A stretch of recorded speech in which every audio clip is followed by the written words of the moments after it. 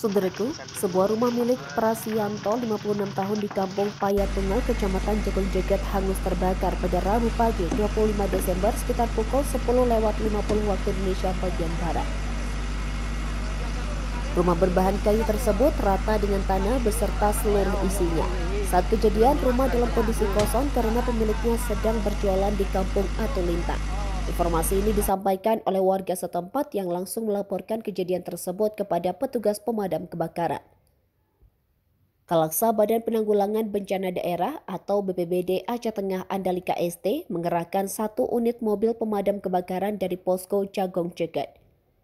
Namun karena material rumah yang sebagian besar berbahan kayu, api dengan cepat melalap seluruh bangunan sebelum berhasil dipadamkan. Warga diminta tetap waspada terhadap potensi kebakaran terutama saat meninggalkan rumah dalam kondisi kosong.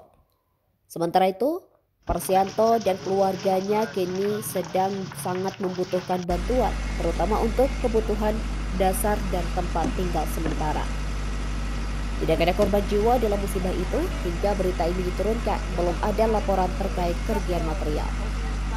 Dari Aceh Tengah, Ramadhani, Tribun Gayung.